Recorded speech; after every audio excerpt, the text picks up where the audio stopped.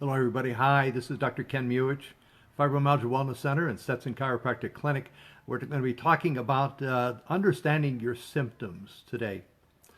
I covered this. By the way, this is the 50th live video on health problems, especially fibromyalgia, but also the other related areas of fibromyalgia that seem to be cropping up all the time. And there always seems to be some misunderstanding as far as problems with not only fibromyalgia, but also all the other conditions that relate to fibromyalgia as far as symptoms are concerned. It can be very, very disconcerting, very, very problematic.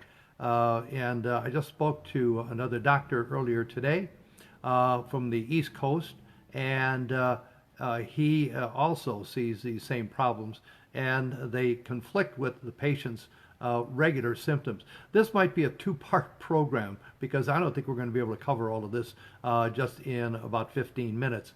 But that's okay because I think the subject is extremely important. I mentioned to you also numerous times that fibromyalgia is not something that is by itself.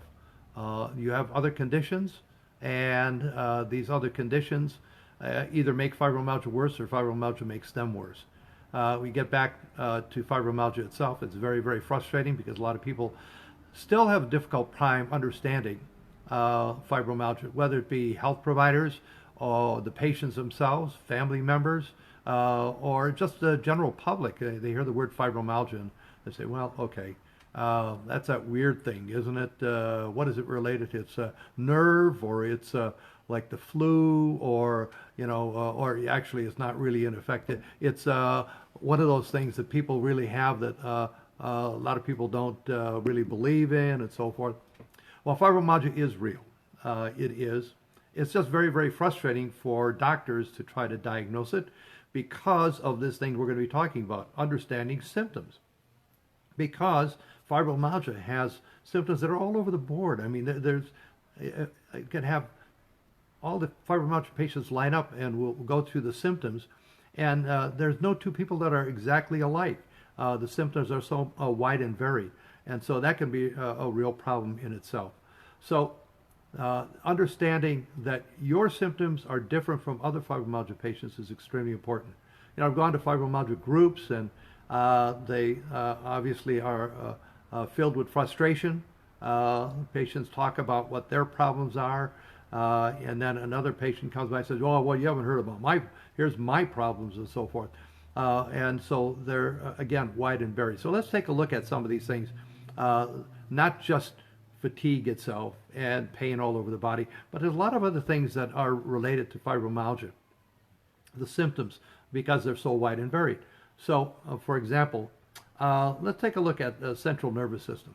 Now, central nervous system can deal with so many different things. The central nervous system is the nerves. It starts at the brain. From the brain, it goes on to the base of the skull itself and down. All those nerves translate down into your body. Look, you don't feel something in this finger unless it actually starts up in the brain, believe it or not. You just don't have a nerve that's stuck over here by itself. You have nerves that actually are innervated from the brain. So when you have a pain in that area, it actually starts in the brain. So there's a lot of science being done as far as understanding brain sensitivity as far as the pain is concerned. But, we're talking about some things like fatigue and concentration and balance, all of these things, musculoskeletal problems, and also the related conditions such as those that are affecting your body, rheumatoid arthritis, osteoarthritis, and so forth, joint aches and stiffness and numbness and tingles. All of those are important. All of those are really starting at the central nervous system itself. So you have to understand, if you're having a problem in the central nervous system from possibly a post-concussion, or maybe something previous to that, maybe some people have actually had surgeries in their area of the skull and brain and so forth. And so you have to understand that the central nervous system involves everything from the brain all the way down to your fingers and toes. That's where it starts. Very, very common problem with fibromyalgia patients is IBS, irritable bowel. which is different from celiac. We'll get to that. It's chronic large intestine. You have cramping, bloating, diarrhea, or constipation, either one of those that goes on. So the irritable bowel itself is very, very common in fibromyalgia patients, and usually it is, I'd say more than you, probable. There's possible, which is less than 50%, probable, which is more than 50%. Let's put it this way. A probable problem might very well be involved with grain or gluten products and anything that might be of seasonings. Look, you can have fibromyalgia, but you can also have separate all of these things, like irritable bowel syndrome. So fibromyalgia will make it worse. So what can you do about it? Well, one of the things is the dietary aspect. You need to know what you can and cannot eat. That's very, very important. Sometimes that might answer the question where sometimes you have good days and then sometimes, oh my goodness, the whole world comes to an end because of bloating or sharp pains and so forth. You have to know what you're eating. Oftentimes, probable that it's involved with what you're ingesting. A lot of foods are inflammatory. You have to understand that. And so it's understanding that what you eat or what's on your diet may very well be aggravating your condition. Of course, there's other things, such as stress, okay, anxiety, things like this, the unknown of not knowing what's wrong with you, okay? And some of these things require medications. That's great, okay, if that helps you. But you really need to know the root of the problem. What is the real root of the problem that is causing the pain that you're having? So that's some things as far as the irritable bowel itself, which is causing this problem, or the stomach. Then you have celiac disease, which is different from IBS itself. Celiac disease, it's an overreaction by your immune system. Oftentimes it has to do with gluten. It's inflammation of the small intestine. You can have itchy, scratchy skin. You can cause headaches, joint pain. What do those sound like? That sounds just like secondary things, like maybe even like the central nervous system and so forth. Keep in mind, everything starts in the brain, goes all the way down to the fingers and toes, so forth. Again, celiac disease, many times directly involved, again, with dietary aspects. Gluten, which is your wheat, rye, barley, or malt, okay? For this, read the directions or instructions as far as what the product is made up of. If you have a gluten sensitivity, then you're going to have to stay off of all gluten. Now, there's more and more products and things that are coming out that are gluten safe. But the FDA says that every product, even though it says gluten-free, actually can have maybe 1 to 3% of gluten in it. They can't get 100% out, supposedly. So that's a protection of the company, all right? So again, but keep in mind, there's different manufacturers, different products, okay? So if you can eat, say, for example, one product from one company, but you have problems with the other one, you have to take and put a diary together of what causes and effects, what causes the problem and what does not cause the problem. And that will help you get through this, and it'll make a big difference for you as far as your problems are concerned, as far as eating foods. Very, very important. When we put people on our detox, for about 3 weeks. We take all of these things out of their diet, and then we add one food every 72 hours. That's how you're going to find out whether or not that food is good or bad for you. Why? Because from mouth to evacuation, it's about 65 hours. So that's a little bit over 2 days, right? Not quite 3 days. So we just say 3 days, all right?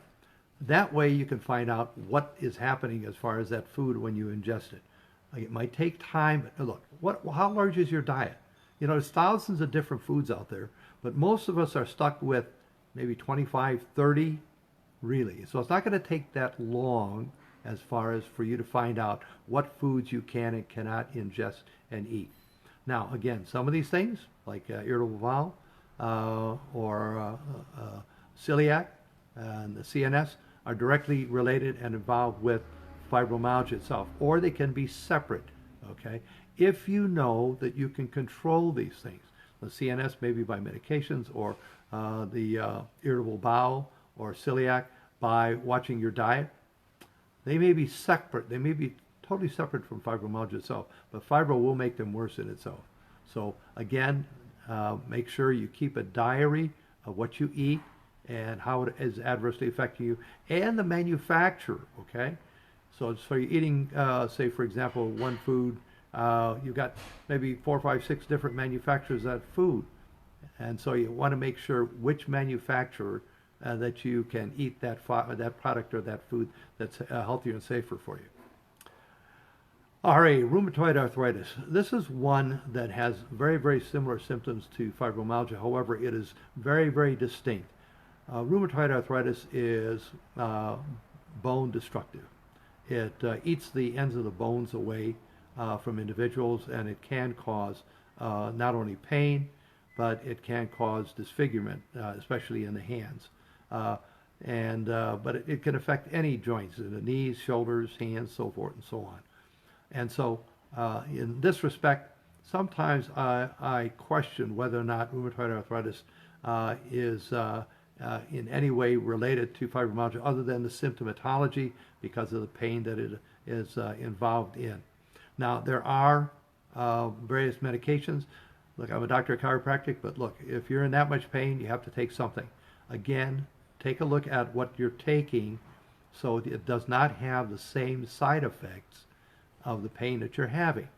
You know, the Lyricas and Cymbaltas and Civalis, if you look at them, you know, they're just takeoffs from other products and so forth. And many of them have, you know, 2, 3 dozen symptoms, and many of them are similar to what you're suffering with. And so again, you have to take your time, look at what the side effects are, and make sure that if you're taking something that might be aggravating your fibromyalgia, okay, through these medications, get off of it, try something else, try another product that does not have that same type of symptomatology or secondary side effects. Now, a lot of companies play down some of the symptoms. If you watch television, you'll hear, have this problem, that problem, could cause death, and so forth and so on. They're just giving you the bad ones. There's a lot of secondary symptoms from taking medications, and so you need to look those up. They should be on a paper within the medication itself that you're getting. Take a close look.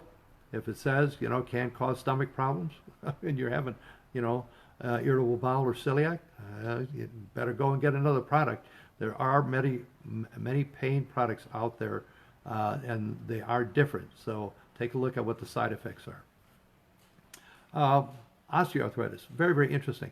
Osteoarthritis is one of those aging things, but not everybody has them. Look, osteoarthritis is the development of calcific deposits and a loss of disc space, primarily in the vertebral segments, the wear and tear of cartilage in the knees and shoulders and all the different body parts that move. And again, it's usually a wear and tear type of thing, that you did something wrong or you had an accident when you were younger, and many times years later it shows up. And so, but you can take care of yourself, really. Make sure, for example, that you do a lot of stretching. Make sure that you, for the joints, you keep yourself warm. If you injure yourself, ice first for the first 72 hours, and then, or you can do cold, hot, cold, beginning with cold, end with cold, for about 3 minutes each. But for, shall we say, long-lasting problems, cold probably is not the best thing for it. Heat would be better. You want to add fluid to an area to increase the fluid in a joint to make it much more comfortable for you. Now, osteoarthritis again, fibromyalgia, how do you differentiate? Well, a couple of ways. It would be, of course, x-rays, history as far as old injuries are concerned.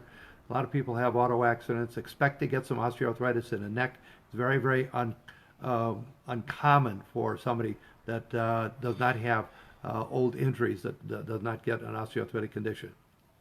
The doctor here, same thing. I played football for about 12 years and had a couple accidents, couple motorcycle accidents, auto accidents.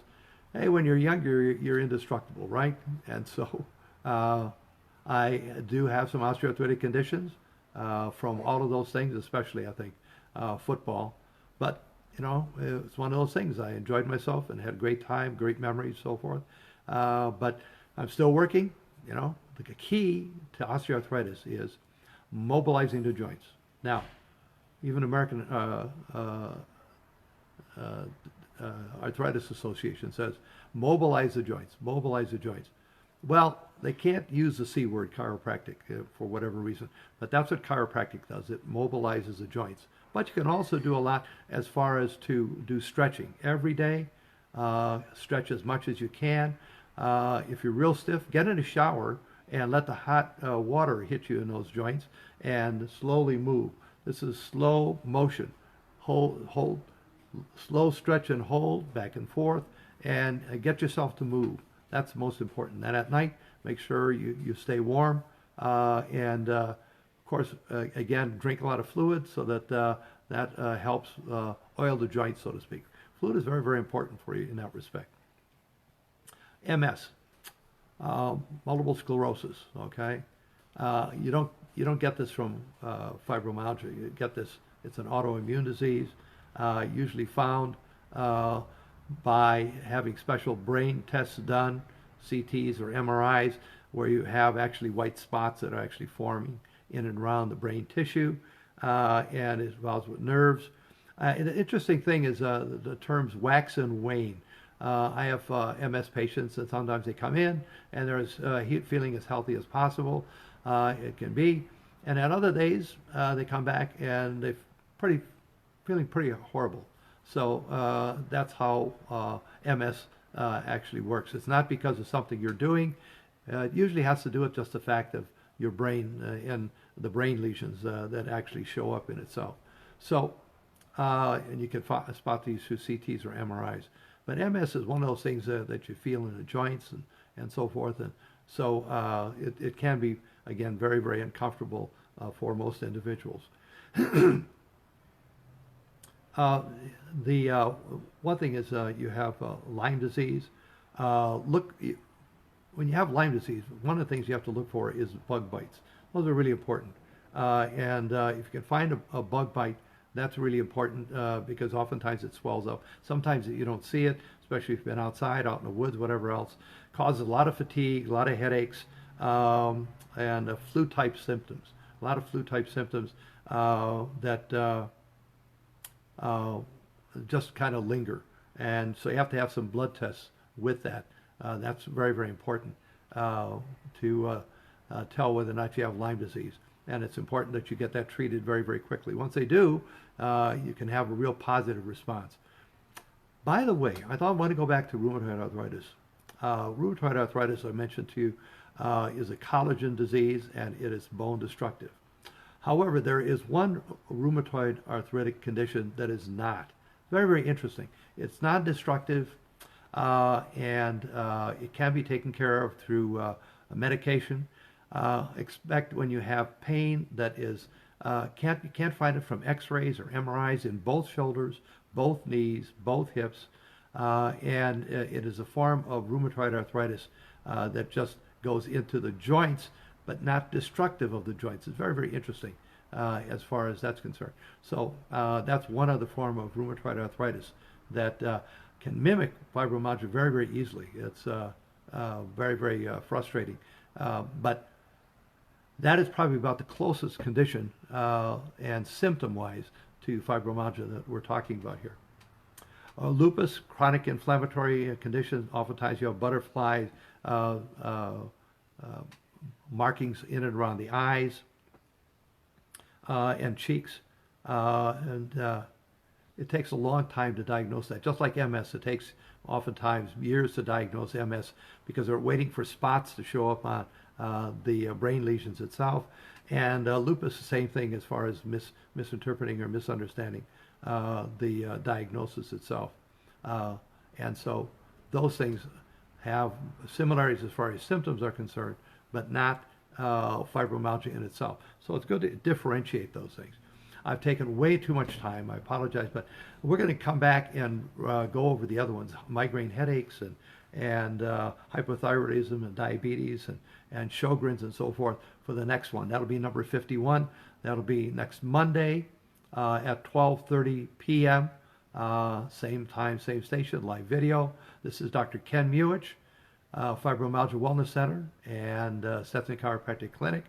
Tell your family and friends and so forth to join in, or look back at the previous live video presentations that I did. I want to thank you so very, very much for joining. Again, you can catch all of these and previous ones if you wish on live video, fibrowellnesscenter.com. Thank you very, very much. Have a wonderful day. Have a great week. Be healthy and enjoy life. Bye-bye.